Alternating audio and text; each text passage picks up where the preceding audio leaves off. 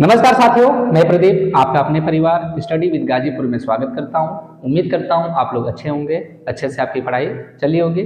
आज के हम इस वीडियो में आपको कक्षा 12 के गणित के त्रिविम ज्यामिति के 8 नंबर के प्रश्नों को पढ़ाने वाला हूं। बने रहिएगा अंत तक और इन क्वेश्चनों को बोर्ड एग्जाम में जाने से पहले एक बार जरूर पढ़ के जाइएगा। ठीक है, आइए देखते हैं इन क्वेश्चनों को। ठीक है, यह क्वेश्चन यूपी बोर्ड 2014, 17, 19, 20 और 23 में पूछा है। ठीक है, और ये बहुत ही इंपॉर्टेंट क्वेश्चन, इसको आप बोर्ड एग्जाम में एक बार जरूर पढ़ के जाइएगा। देखिए क्वेश्चन क्या दिया है, रेखाओं वेक्टर L1 व वेक्टर L2 के बीच की न्यूनतम दूरी ज्ञात कीजिए। ठीक, जिनके सदिश समीकरण इस प्रकार दिए हुए हैं, vector R equal to I cap plus J cap plus lambda in bracket 2i cap minus J cap plus K cap. ठीक, दूसरा समीकरण दिया है, देखिए vector R equal to 2i cap plus J cap minus K cap plus mu in bracket 3i cap minus 5j cap plus 2k cap. अब इसको हल कैसे करना है, तो हल करने से पहले इसका फार्मूला क्या होता है पहले उसको देखिए। ठीक है, तो इसका जो फार्मूला होता है न्यूनतम दूरी का, देखिए मैं लिख रहा हूं, न्यूनतम दूरी बराबर vector A2 minus vector A1 dot vector B1 cross vector B2 upon mod of vector B1 cross vector B2। ठीक है, इसका यह फार्मूला हो गया। इसी फार्मूले को आप इस तरह भी लिख सकते हैं, vector B1 cross vector B2 dot vector A2 minus vector A1 बटे vector B1 cross vector B2 mod of. ठीक है, तो इस प्रकार आप इन दोनों फार्मूले को लगा के इसका मान ज्ञात कर सकते हैं। तो इसमें से कोई एक फार्मूला लगाना आपको, चाहे जैसे भी लिख लीजिए, क्योंकि बीच में डॉट है तो डॉट में आई का आई में, जे का जे में और के का के में गुणा करना होता है। ठीक है, अब इसको अप्लाई करके मैं दिखाता हूँ कि अब हमें ए और बी कैसे मिलेगा। ठीक, तो पहले समीकरण को, इसे समीकरण नंबर 1 मान लीजिएगा, इसे समीकरण नंबर 2। तो समीकरण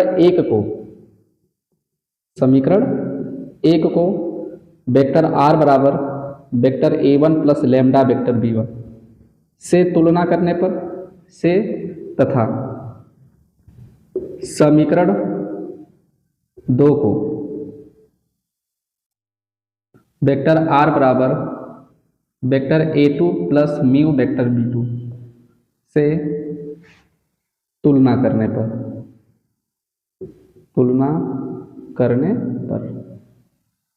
तो इससे आप तुलना कर दीजिए। ठीक है, तो वेक्टर R बराबर देखिए यह A के स्थान पे लिखा हुआ है और यह किसके स्थान पे लिखा हुआ है, B के स्थान पर। तो इससे तुलना करेंगे तो A1 का मान किसके बराबर होगा, तो A1 का मान होगा I cap plus J cap.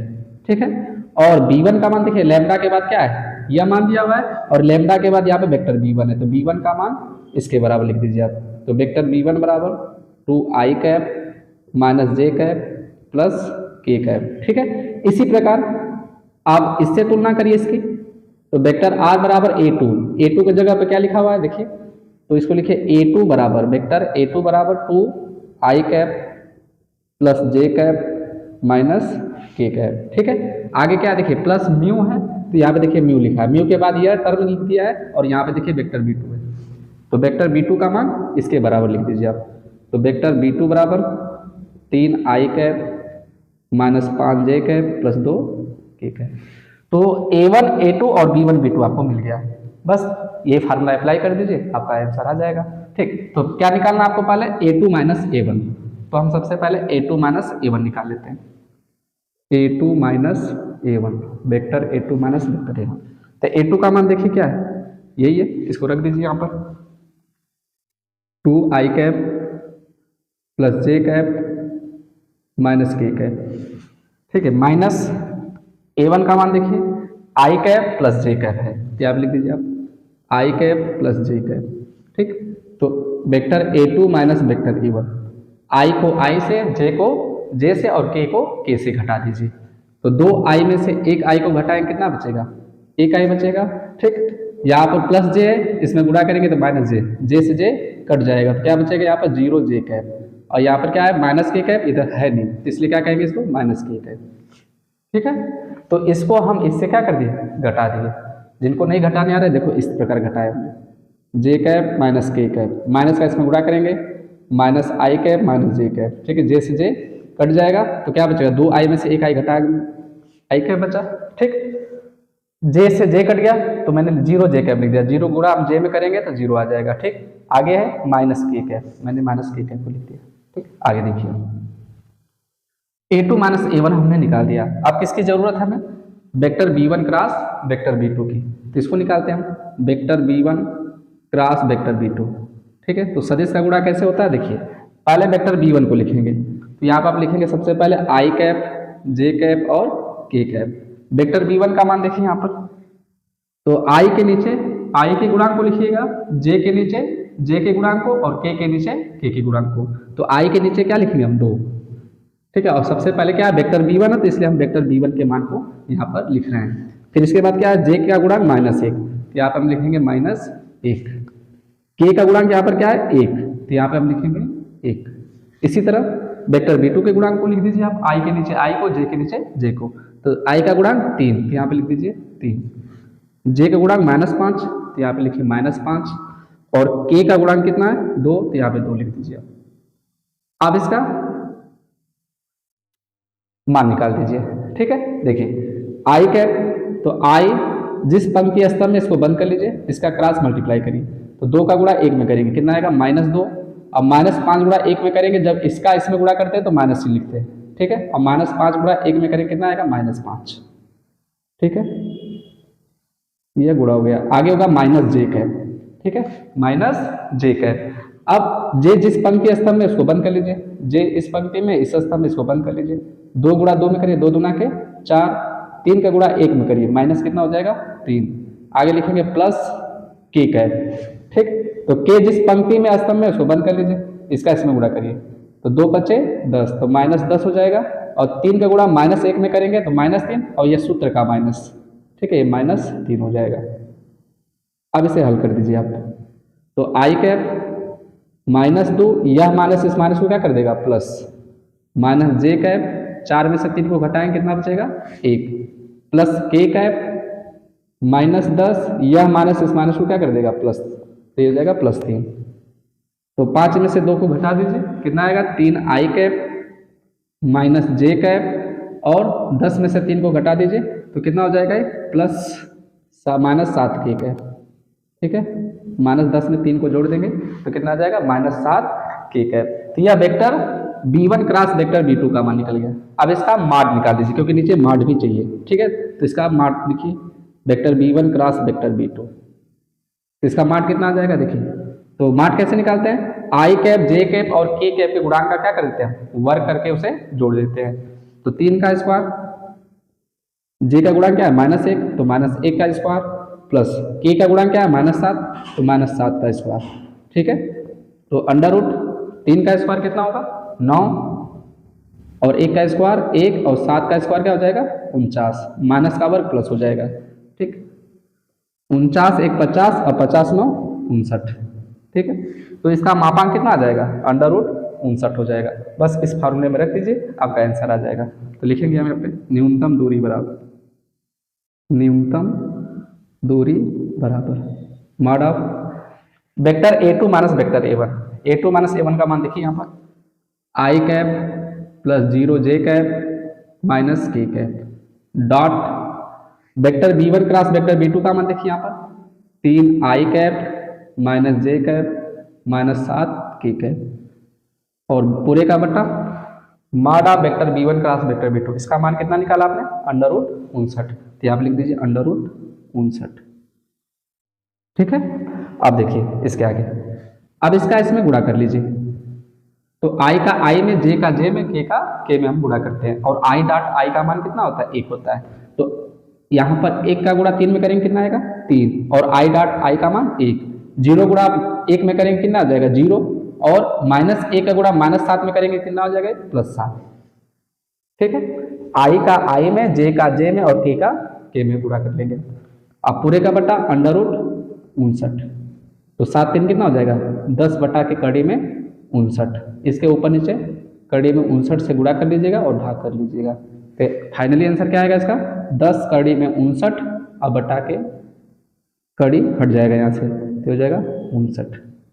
ठीक है, यही सवाल का क्या हो गया आंसर हो जाएगा। ठीक, चाहे मात्रक या इकाई आगे लिख लीजिएगा। उम्मीद करता हूँ ये क्वेश्चन आपको पूरा समझ में आ गया होगा। और भी इसके दूसरा टाइप का जो क्वेश्चन है, ये तो सदिश समीकरण है। अब इसी तरह कार्तीय समीकरण देगा तो उसका न्यूनतम दूरी कैसे ज्ञात करेंगे उसको अभी बता रहा हूँ। इसका एक स्क्रीनशॉट लीजिए पहले।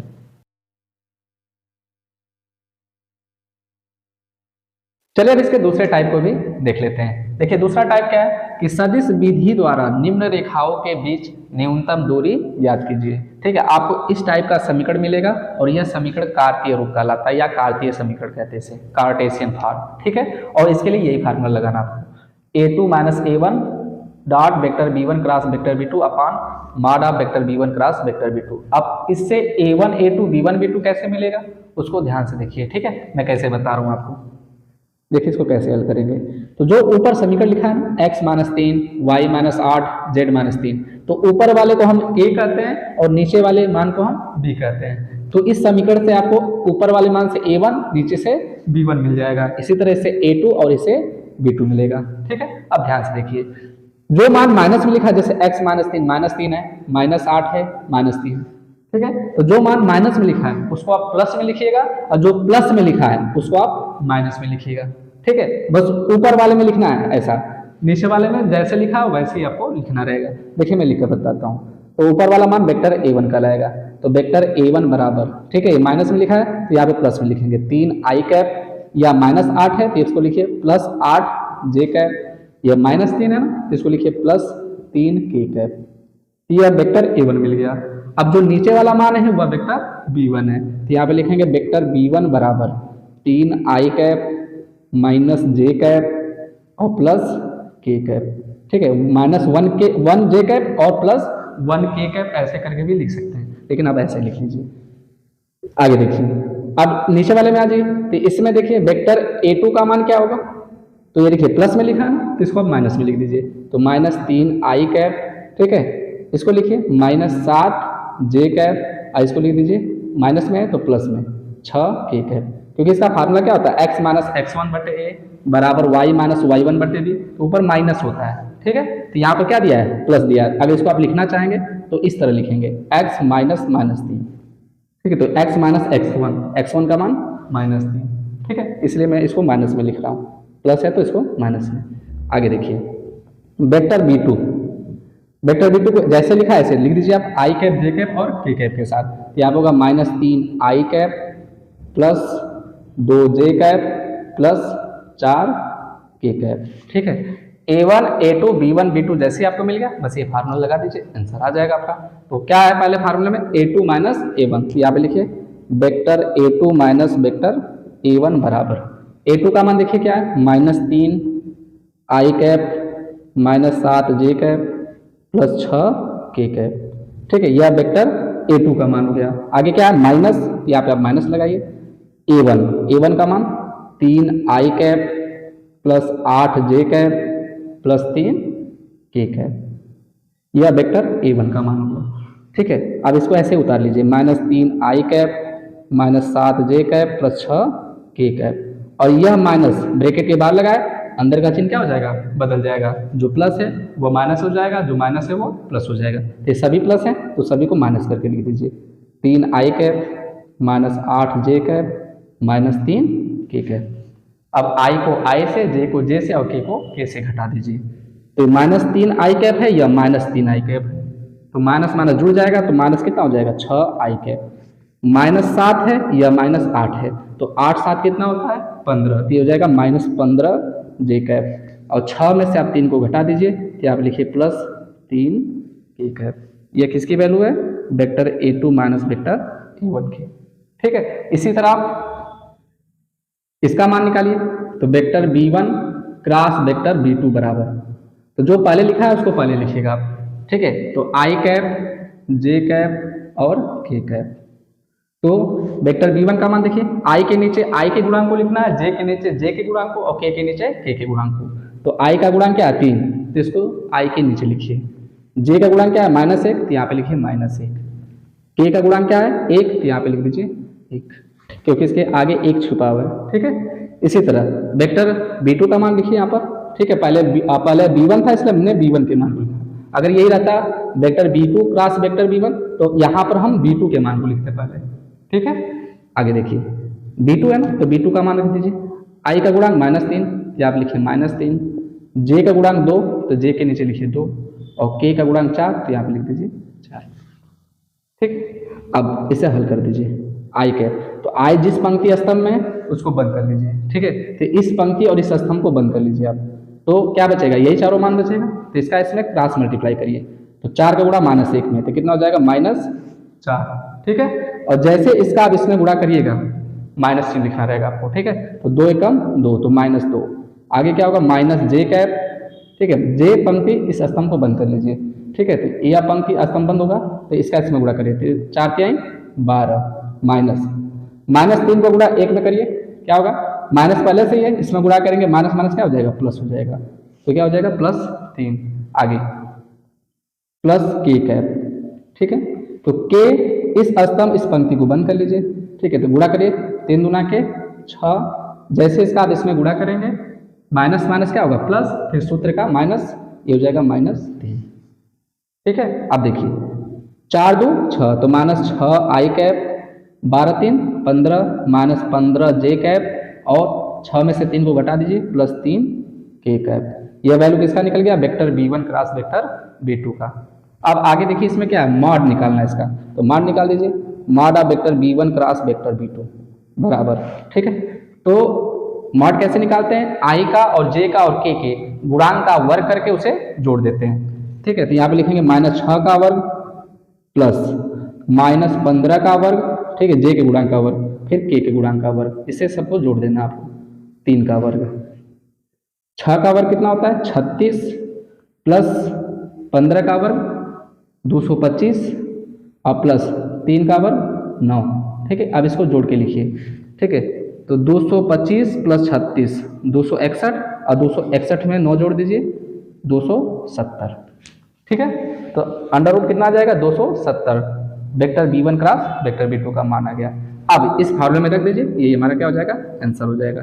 तो न्यूनतम दूरी बराबर, न्यूनतम दूरी बराबर। ठीक है, तो mod of vector A2 minus vector A1, देखिए इसका मान क्या है, -6 I cap, -15 J cap, +3 K cap. आगे डॉट, और vector B1 cross vector B2 का मान देखिए यहाँ से रख दीजिए, -6 I कैप, -15 J कैप, और +3 K कैप। अब पूरे का बट्टा देखिए, mod of vector B1 cross vector B2 का मान कितना है, अंडर रूट 270। ठीक है, अब इसे हल कर दीजिए, 6 का गुणा 6 में करेंगे, माइनस गुणा माइनस में प्लस हो जाएगा, I का I में, J का J में, और K का K में गुणा करना, और I डॉट I का मान 1 होता है, J डॉट J का मान 1 होता है, इस बात को याद रखिएगा। ठीक है, तो -6 गुणा -6 में, तो कितना हो जाएगा +36, 15 गुणा 15 में करेंगे, माइनस माइनस क्या हो जाएगा प्लस, और 15 गुणा 15 में 225, प्लस 3 का गुणा 3 में करेंगे, 3 तिहाई 9 हो जाएगा। अब पूरे का बट्टा अंडर रूट 270, इसको भी जोड़ दीजिए, 225 + 36 261, 261 में 9 जोड़ दीजिए, कितना आ जाएगा 270, तो ऊपर आएगा 270 बटा के अंडर रूट 270।